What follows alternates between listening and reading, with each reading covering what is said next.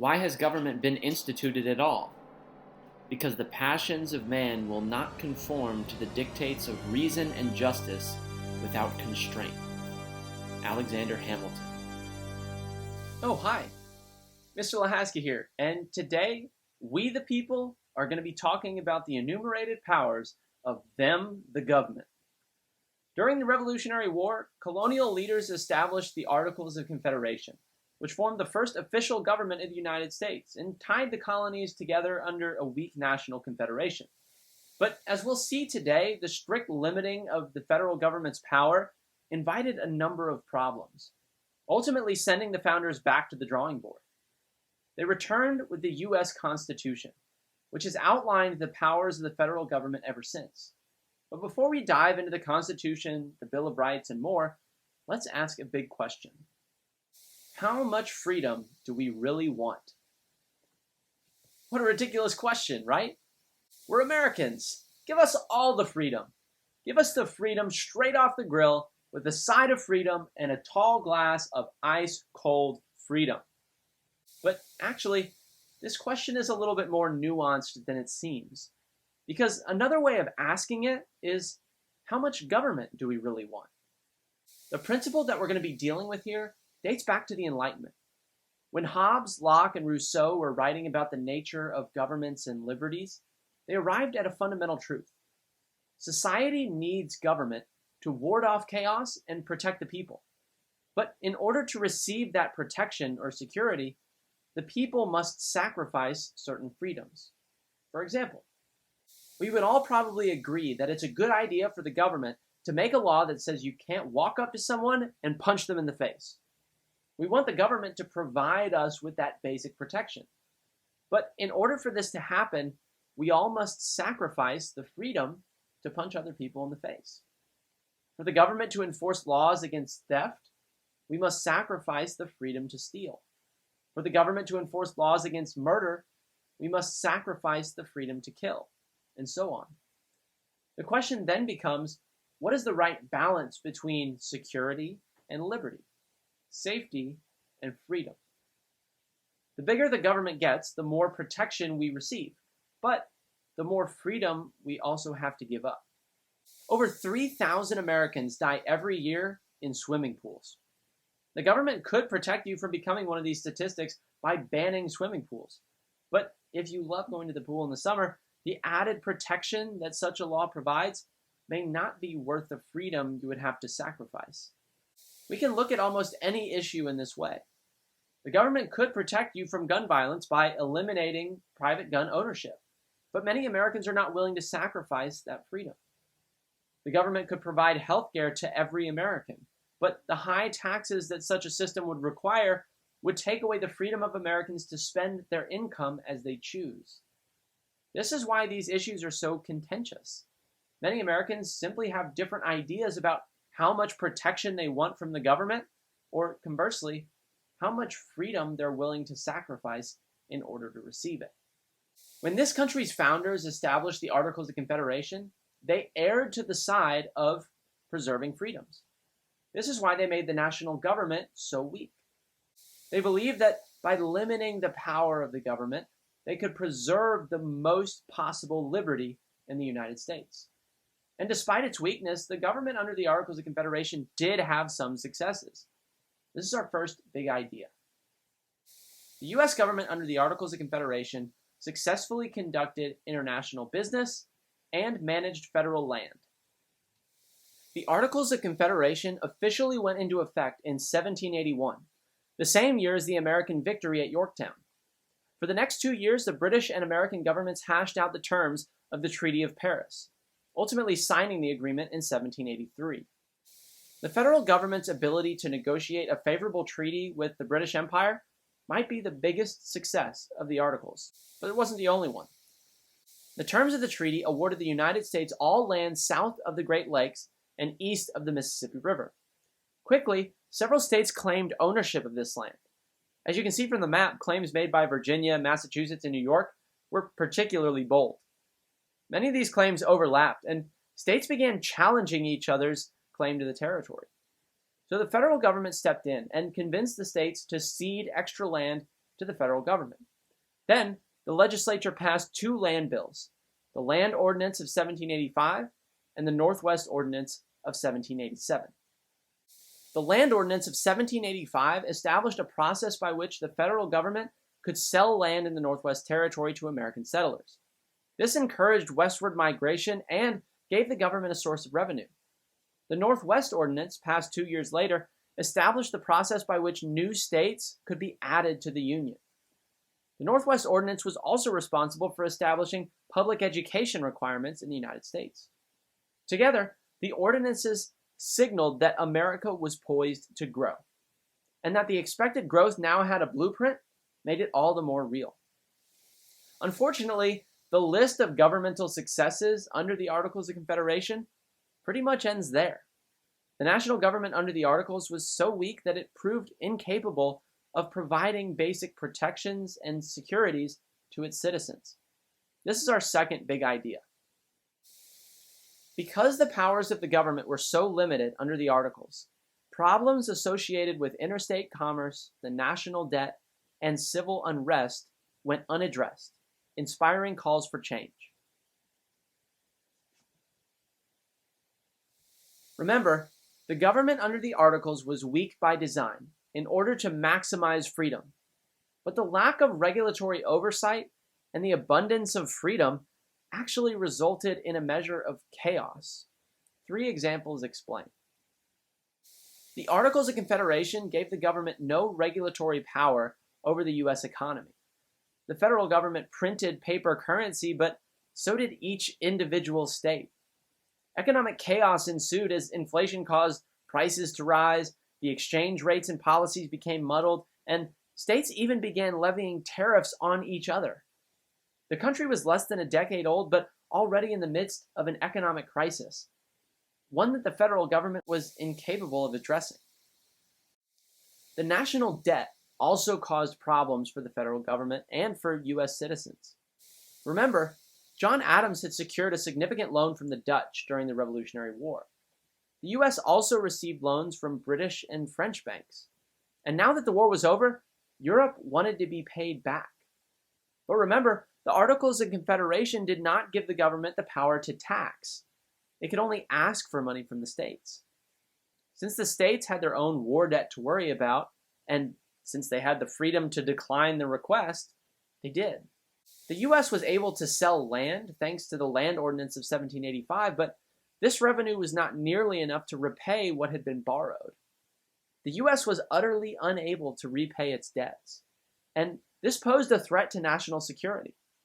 Britain announced that it would not be removing its troops from the Northwest Territory until its banks had been repaid, and France, America's newest ally, sent a secret diplomatic dispatch threatening war if the U.S. didn't start making payments. The infant United States was in no position to fight a war with one European power, let alone 2. American citizens were essentially without protection. The U.S. government under the Articles also proved itself incapable of responding to a crisis. This is best exemplified with the story of Shays' Rebellion. Daniel Shays was a farmer and Revolutionary War veteran living in western Massachusetts. He had enlisted to fight in the Massachusetts militia and spent 5 years in the Continental Army. But he and many others had not yet been paid for their military service, even years after the war's end. Meanwhile, banks in Massachusetts were calling on the farmers' outstanding loans, and the state was taxing the farmers to repay its own debts. So Daniel Shays, the revolutionary, did what any revolutionary would do when faced with unfair taxes. He attempted to overthrow the government. In 1787, Shays and other Western farmers grabbed their muskets and torches and began marching towards Boston to unseat the Massachusetts establishment. Massachusetts appealed to the federal government to intervene, but the Articles of Confederation did not give the government power to draft an army, nor could they pay them even if they could. Massachusetts was in the crosshairs, and they were defenseless. Fortunately for the state, at the last minute, wealthy bankers and merchants in Boston hired a private militia to protect the city. Daniel Shays and his rebels met this militia outside a federal armory at Springfield, but Seeing that it was defended by many of the same soldiers who had fought alongside Shays in the Revolutionary War, the rebels scattered and the rebellion was dissolved. While Shays' rebellion ultimately failed, it demonstrated the inability of the federal government to protect its citizens in a crisis. The debacle, combined with the external threat posed by the national debt and the economic unrest plaguing the country, prompted many Americans to seek changes with the Articles of Confederation. These attempts are outlined in our third big idea. Attempts to amend the Articles of Confederation ultimately failed, prompting leaders to devise a new government structure outlined in the Constitution. Calls for change intensified in the wake of Shays' rebellion. It had become apparent that in their attempt to avoid the pitfalls of monarchy, the Americans had overcorrected. The weakness of the federal apparatus left American democracy on the brink of collapse. In order to course correct, several attempts were made by the legislature to amend the Articles, but none received the unanimous vote necessary for the changes to go into effect. Prior to the rebellion, a convention was called at Annapolis, Maryland, for the purpose of sorting out the economic problems caused by the Articles, but the delegates left without a solution. And so, in the summer of 1787, a grand convention was called in Philadelphia. Delegates were instructed to revise the Articles of Confederation and return to their states with the proposed changes. But once they got into the nitty-gritty, they decided that the Articles were beyond repair. They started from scratch and set out to design a new system of government altogether.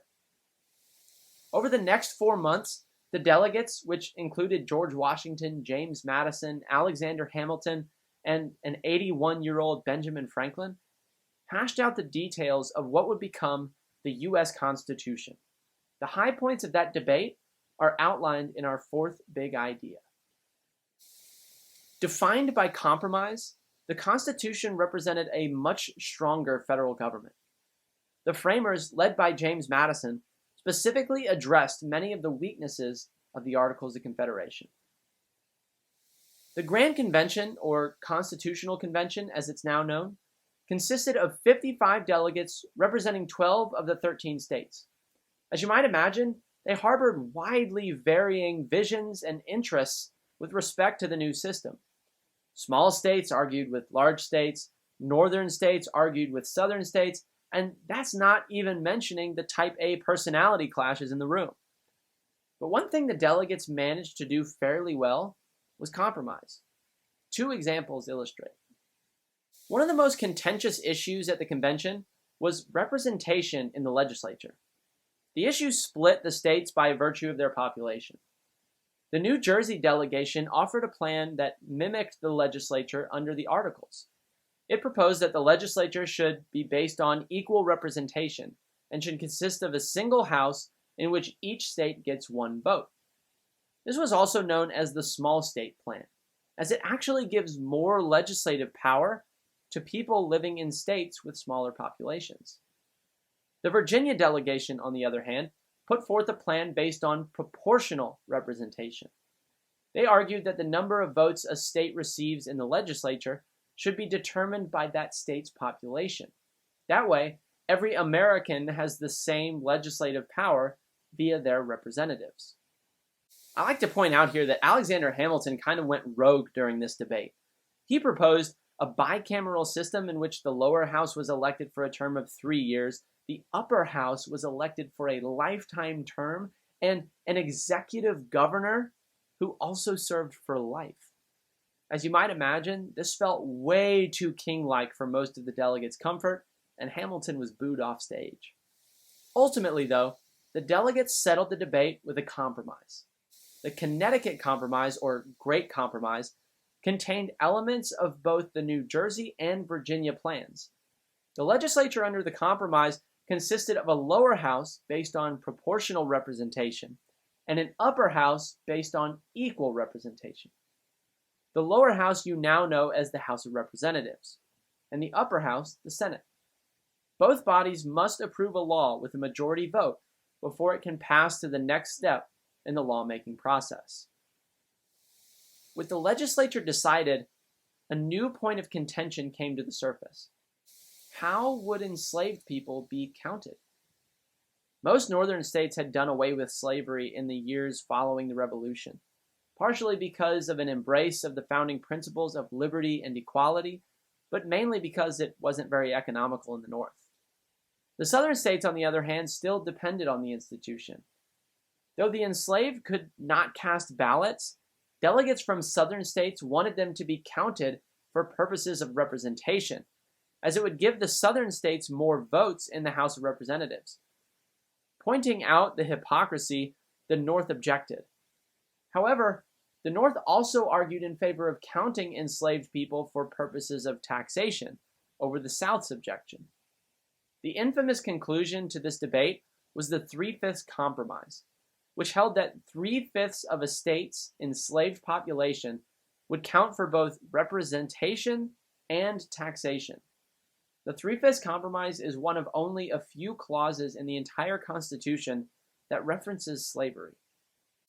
Okay, let me just sidebar on that for a second. We can't gloss over counting slaves as 3/5 of a person without asking a question that should be obvious.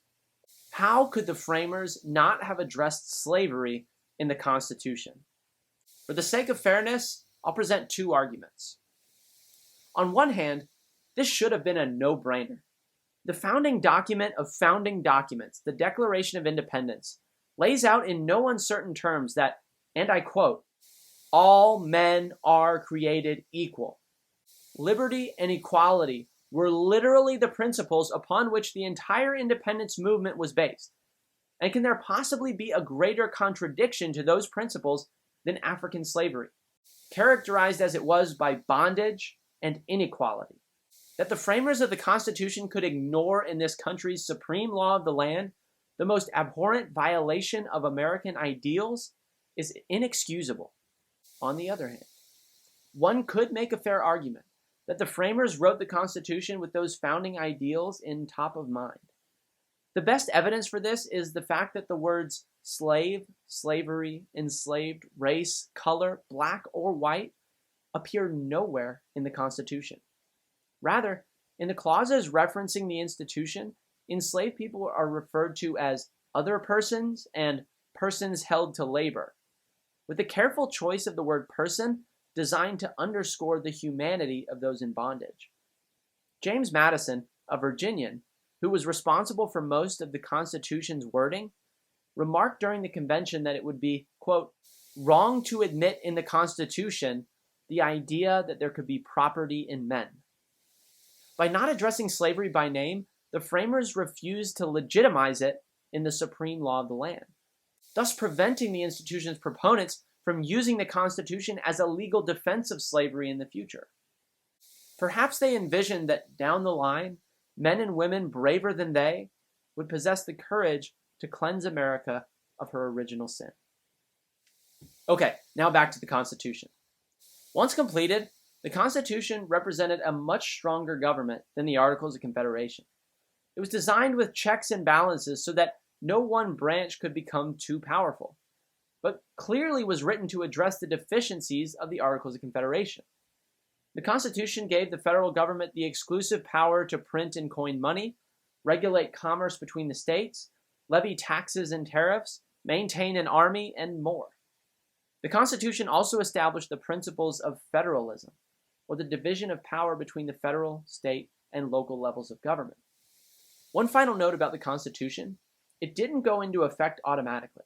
Remember, the delegates at the Grand Convention were supposed to be revising the Articles, not designing a brand new form of government.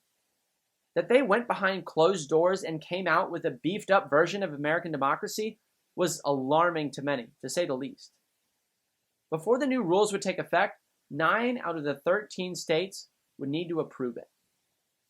Next time, we'll examine the public's reaction to the new Constitution and take a deep dive into the great debate that ensued between the Constitution's supporters and its opponents. The country will have to decide how much freedom they really want. In fact, we're still trying to decide that today. See you then.